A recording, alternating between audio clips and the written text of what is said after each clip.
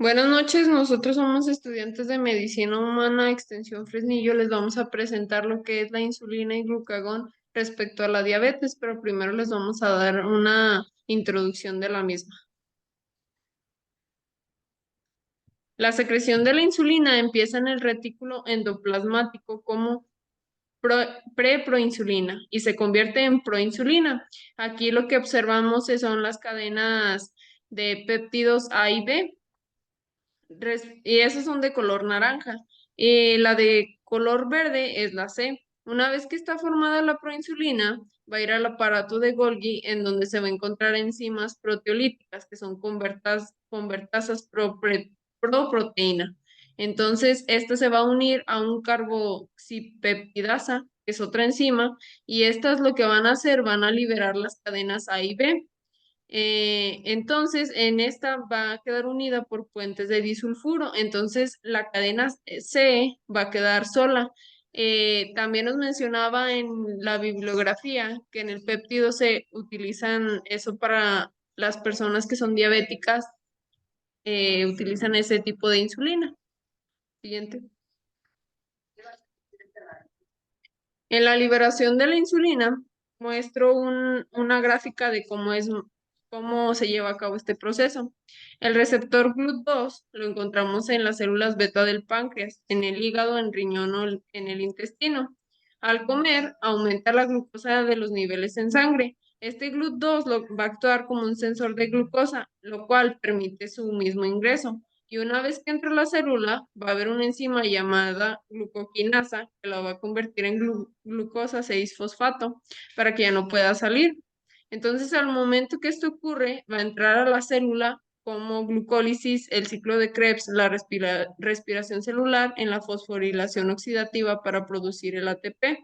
El ATP hace que se cierren los canales y lo cual produce una despolarización y este hace que los canales de calcio se, se abran y el calcio se va a acumular ahí en la célula y lo cual va a convertir a proinsulina en insulina, lo cual se libera a la sangre.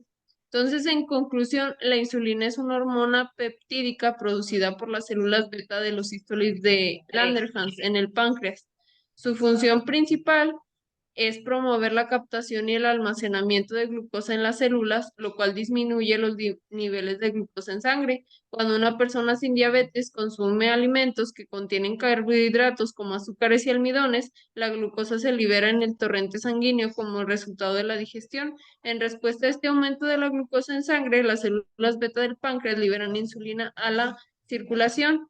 La insulina actúa en diversos tejidos del cuerpo, pero su acción más importante ocurre en el tejido muscular y el tejido adiposo. En estas células, la insulina se va a unir a receptores específicos en la superficie celular, lo cual desencadena una cascada de eventos intracelulares que resulta en la translocación de transportadores de glucosa GLUT4 a la membrana celular. El GLUT4, su principal función es que permite que la insulina controle el grado de captación de la glucosa en la circulación. Por ende, las células captan la glucosa en la sangre y la almacenan en forma de glucógeno en el músculo o de grasa en el tejido adiposo. Ya. Glucagón pertenece a un grupo de hormonas llamadas contrarreguladoras. Esta donde entraría el cortisol, la noradrenalina y la adrenalina. Su efecto es oponerse a la insulina, subiendo, bajando los niveles de glucosa en sangre. El principal estímulo para que el glucagón se libere vendría siendo el ayuno, que es la hipoglucemia, ya que de esta tiene efectos hiperglucemiantes. El principal objetivo del glucagón es estimular la liberación de glucosa almacenada en el hígado para formar el glucógeno en la sangre, un proceso llamado como glucogenólisis. Para la síntesis de glucagón se necesita un gen. El gen que codifica el glucagón se encuentra en el cromosoma 2, especialmente en las células alfa de los islotes de Langerhans, en las células C del intestino y neuronas hipotalámicas. Una vez teniendo el gen del glucagón, este pasa por un proceso de transcripción, formando grandes cantidades de ARN mensajero. Este después es traducido a los ribosomas acoplados al retículo endoplasmático rugoso y producen el preproglucagón. Este contiene unos 180 aminoácidos, para posteriormente, ahí mismo, convertirlo en proglucagón con 160 aminoácidos. Entonces, una vez ya teniendo el proglucagón, se va a tener, se van a tener por dos, bueno, cada uno lo va a sintetizar de una forma diferente. Como en las células alfa de los islotes de Langerhans, ahí llegan unas prohormonas convertasas, que sería la PC2 y la PC3, que convierten al proglucagón en cuatro péptidos, que sería el glucagón y los fragmentos principales del proglucagón. Estos van a hacer que se vuelvan a entrar para volver a formar, bueno, a formar más glucagón. En las células L del intestino ocurre lo mismo, solo que aquí actúan las prohormonas PC1 y la PC3. Posteriormente pasan al aparato de Golgi y se empaquetan en vesículas para cuando sea su secreción.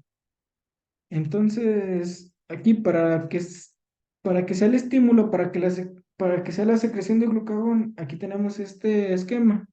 Aquí representaría una célula alfa de los islotes de Langerhans. Bueno, entonces aquí nos da a entender que como estoy en hipoglucemia, hay una disminución de glucosa. Esto va a ser sentido por los canales de potasio. Esto va a hacer que se abra y que convierta la membrana con cargas bueno, va a hacer que pierda cargas positivas.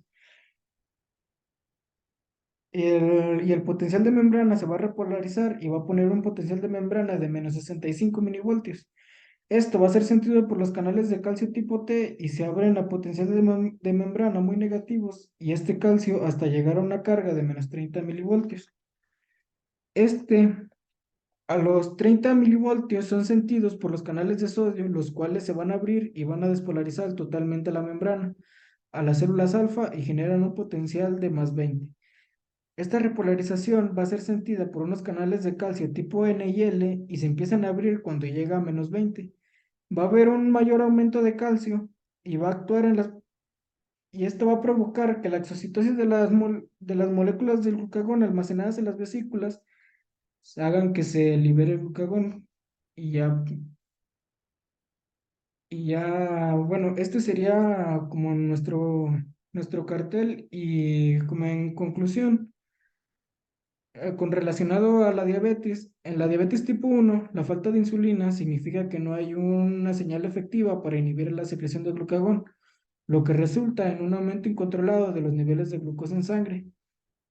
Pero a diferencia como en lo que es en la diabetes tipo 2, aunque los niveles de insulina pueden ser elevados, la respuesta de las células alfa a esta insulina es defectuosa, lo que conduce a una hipersecreción de glucagón, y contribuye aún más a la hiperglucemia.